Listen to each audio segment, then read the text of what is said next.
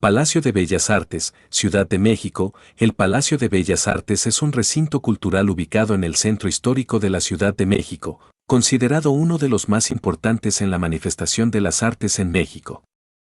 Este ha sido escenario y testigo de impactantes acontecimientos tanto artísticos como sociales y políticos. Su construcción fue iniciada hacia el final del mandato de Porfirio Díaz con motivo de la celebración del centenario del inicio de la independencia de México. Sin embargo, no fue concluido e inaugurado sino hasta el 29 de septiembre de 1934,1 debido a la Revolución Mexicana. Es un edificio multifuncional, por lo que alberga diversos escenarios y espacios artísticos como el Museo Palacio de Bellas Artes y el Museo Nacional de Arquitectura. El primero exhibe de forma permanente 17 obras murales de 7 artistas nacionales ejecutadas de 1928 a 1963, entre ellos Diego Rivera, David Alfaro Siqueiros y José Clemente Orozco, siendo el más antiguo en el país dedicado a la producción plástica nacional. Así también, es sede de la Orquesta Sinfónica Nacional, la Compañía Nacional de Ópera, Ópera de Bellas Artes, la Compañía Nacional de Danza y del Ballet Folclórico de México de Amalia Hernández. Como institución, depende del Instituto Nacional de Bellas Artes, INBA, parte de la Secretaría de Cultura del Gobierno Federal. En 1987 fue declarado por la UNESCO como Monumento Patrimonio de la Humanidad. Historia, antecedentes. El proyecto que dio origen al palacio se sitúa en la preparación de los festejos del centenario del inicio de la independencia de México, periodo en el que, entre otras acciones, el gobierno de México decidió emprender diversas obras públicas. En 1897 el gobierno de México compró a María del Carmen a la Triste Cuesta, madre de Carmen Cerdán y Aquiles Cerdán, el edificio del Gran Teatro Nacional. Además de otras casas dispuestas en el trazo actual de la Avenida 5 de Mayo. Originalmente el ingeniero mexicano Gonzalo Garita y el arquitecto italiano Adamo Boari presentaron en 1900 proyectos a las autoridades con el fin de ampliar y remodelar el Gran Teatro Nacional, mismas que fueron aceptadas por el gobierno en mayo de 1901. Trabajando Garita las ampliaciones y estructuras y Boari el trabajo de las fachadas. Por decisión gubernamental dichos proyectos cambiaron en su totalidad hacia el construir un nuevo edificio en un nuevo emplazamiento, ordenándose la demolición del Gran Teatro Nacional, Nuevo Teatro Nacional. Entre el 28 de mayo y el 27 de junio de 1901 se realizó la búsqueda de terrenos para el nuevo edificio, eligiéndose un espacio que a lo largo de la historia tuvo distintos usos. El espacio en el siglo XVI fue ocupado por el llamado Tianguis de Juan Velázquez, nombre dado a un mercado asentado cerca de la casa de un indígena de ese nombre. A partir de 1601 se construiría en ese espacio el convento de Santa Isabel, mismo que fue desamortizado y desocupado tras las leyes de reforma de 1867. El espacio comprendido entre las calles La Mariscala, Puente de San Francisco, Santa Isabel y Mirador de la Alameda, hoy llamadas Avenida Hidalgo, Avenida Juárez, Eje Central Lázaro Cárdenas y Ángela Peralta, respectivamente, contaba con parte de la estructura del convento, convertida en parte en distintos espacios. Entre ellos, la fábrica de seda Torcida Moreau, así como viviendas precarias donde vivían obreras de la fábrica y madres solteras, entre otras personas. El Instituto Villar y la Casa Central de la Compañía Telefónica, así como la sede de la Sociedad Filarmónica Francesa. El gobierno del Distrito Federal procedió a expropiar los terrenos en donde se encontraba parte del edificio original del convento, pero utilizado por comercios y bodegas, entre otros usos. Todo fue demolido. Boari solicitó una licencia para viajar a los Estados Unidos y a Europa, en donde obtendría más información sobre otros teatros del mundo, y en tanto Garita continuó con los cálculos respectivos. El 17 de julio de 1902 fueron entregadas a las autoridades las memorias de cálculo del proyecto. El estudio preliminar de Boari se publicaría en los anales de la Secretaría de Comunicaciones y Obras Públicas. Boari estaría en desacuerdo con trabajar con Garita y éste lo acusaría de invadir su competencia profesional, por lo que abandonó el proyecto. Las autoridades, finalmente, desecharon el trabajo de Garita y se apegarían al proyecto del italiano. La estructuración del edificio fue hecha por petición de Boari al estudio estadounidense Milliken Brothers con planos y cálculos a cargo del ingeniero William H. Birkmire, Tales sistemas constructivos fueron comunes en los edificios modernizadores de la época con una estructuración en acero. El mismo estudio Milliken Brothers trabajaría con Bovary en la construcción del futuro recinto legislativo. Hoy monumento a la Revolución, las obras del Palacio de Bellas Artes comenzaron el 2 de agosto de 1904. En febrero de 1905 finalizaron las excavaciones de la cimentación que se realizó entre los 2.8 y los 3.50 metros con un esfuerzo sumamente penoso para los peones que trabajaron en condiciones de humedad. Se colocó, entre otros elementos constructivos, una moderna vía férrea al exterior de la obra que ayudaba a extraer con mayor rapidez los materiales resultantes de la obra hacia dos talleres externos a la obra, uno en las inmediaciones de la obra y otro en la calle Puente de San Francisco. Se decidió que se colocara una estructura de tipo emparrillado, usada ya en la ciudad de Chicago para la cimentación de rascacielos, y una cimentación basada en un cajón reforzado con concreto y piedra tezontle. La primera piedra del recinto fue colocada el 2 de abril de 1905 por el entonces presidente, Porfirio Díaz. En 1906 se concluyó la plataforma de cimentación del futuro teatro y el esqueleto metálico de la mayor parte del edificio, mismo que llegó al país el 6 de junio de ese año procedente de los Estados Unidos. 9 Dentro de su edificación se utilizaron procesos constructivos y decorativos tanto tradicionales como los considerados innovadores en su época. En tanto trabajadores realizaban la talla fina de mármoles y otros materiales, mecanismos de grúas y poleas colocaban los elementos en su sitio mediante maniobras precisas. Por otro, se avanzó en la obra del edificio basado en el uso de concreto y de novedosas estructuras de acero que permitían nuevos espacios y soluciones arquitectónicas. El espacio frente al palacio se planeó en el proyecto de Bovary como una gran plaza abierta que pretendía convertirse en un nuevo espacio que rivalizara con el Zócalo, misma que se planeó con el nombre de Plaza Guardiola, dada la casa Guardiola que se encontraba en las inmediaciones.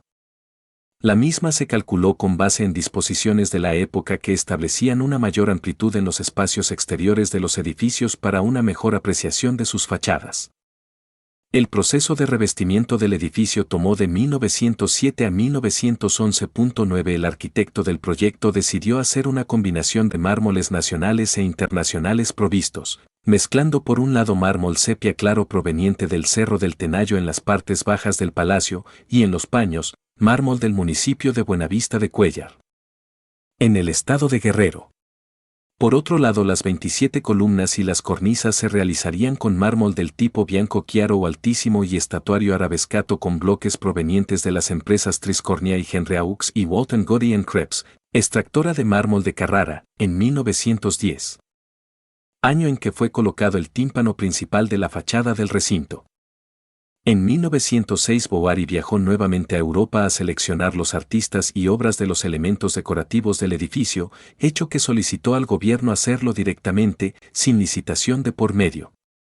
Las herrerías exteriores fueron diseñadas por Alexandro Mazzucotelli, artista de Milán, y Luis Romero Soto, artista mexicano. Las esculturas del programa escultórico de la fachada corrieron a cargo del escultor Leonardo Bistolfi, asentado en Turín, sitio en donde conoció en una exposición internacional al escultor húngaro Géza Marotti, quien se encargó del conjunto escultórico de la cúpula, el plafón de vidrios emplomados y bastidores de hierro donde se muestra a Apolo y las 9 musas en el Monte Olimpo en la sala principal 10 y un mosaico sobre el arco del proscenio con 27 figuras sobre el teatro. En tanto Agustí Querol Subirats recibió la obra de unas fuentes que se dispondrían en la Plaza Guardiola así como las esculturas monumentales de 4 Pegasos. Los proyectos de artes decorativas originales no se concluyeron como se planearon originalmente, por ejemplo, el proyecto de Querol incluía 2 fuentes monumentales que flanquearían la entrada, mismas que no se realizaron. El plafón y el mosaico de Marotti serían colocados hasta el 4 de junio de 1924, debido a problemas técnicos de hundimiento del suelo, problemas económicos, la salida de Bovary del país y la Revolución Mexicana. La construcción se suspendió y se reanudó varias veces durante 30 años.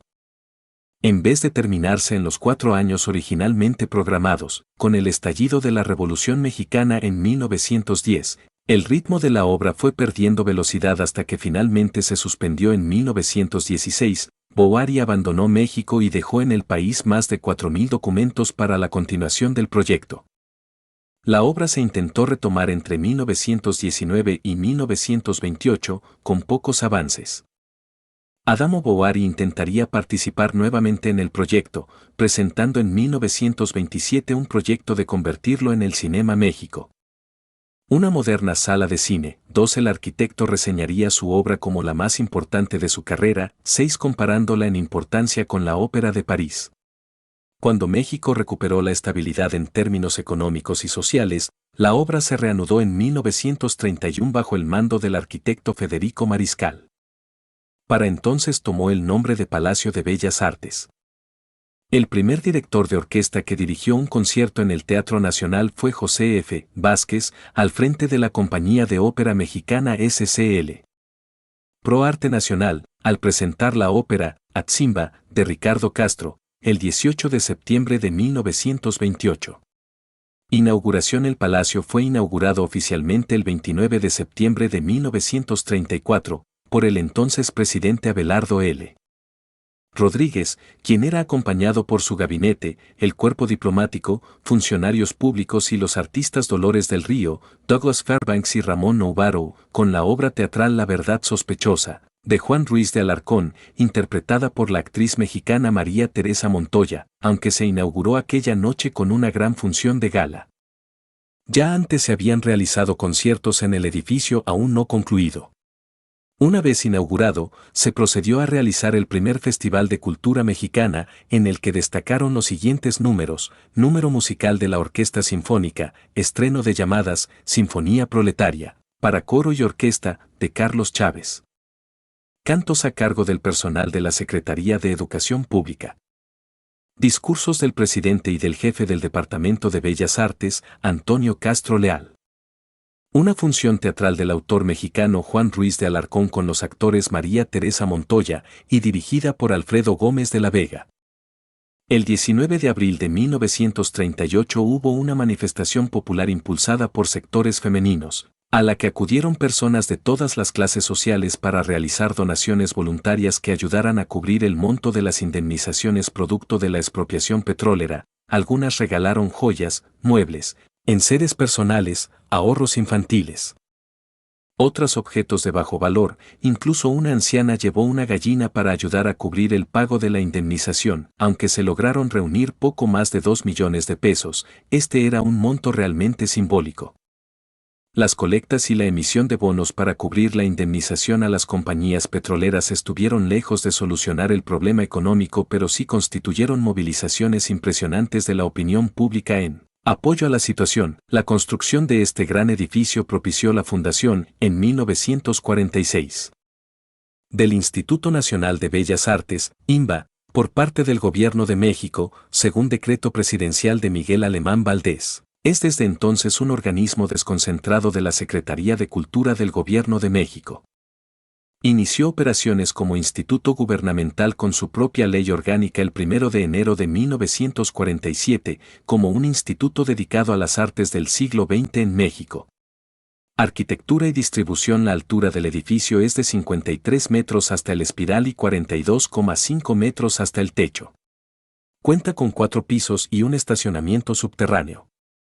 Debido a la diferencia en las épocas de inicio y construcción, el palacio tiene varios estilos arquitectónicos, predominando el Art Nouveau en su exterior y el Art Deco en el interior. El palacio está asentado sobre una peculiar arcilla llamada montmorillonita y esto provoca un continuo hundimiento del palacio.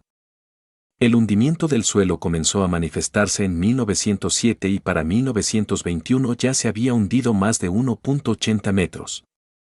Hasta la fecha se puede apreciar este fenómeno, pues el palacio se encuentra varios metros por debajo del nivel de la calle. La fachada principal, que da a la avenida Juárez, está hecha de mármol de Carrara. En el interior del portal hay esculturas del italiano Leonardo Bistolfi. Consiste en armonía, rodeada de dolor, felicidad, paz y amor. Otra parte de la fachada contiene querubines y esculturas que representan la música y la inspiración.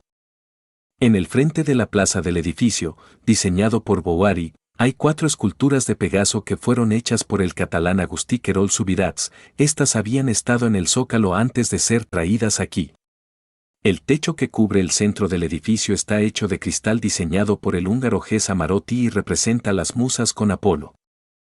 Una estructura del palacio que desapareció es la pérgola que se encontraba en el costado poniente del palacio, en la Alameda Central. Fue construida para albergar exhibiciones pictóricas para las celebraciones de 1910 y durante décadas alojó una librería siendo demolida en 1973. En 1982 se realizaron obras para la construcción de un estacionamiento subterráneo.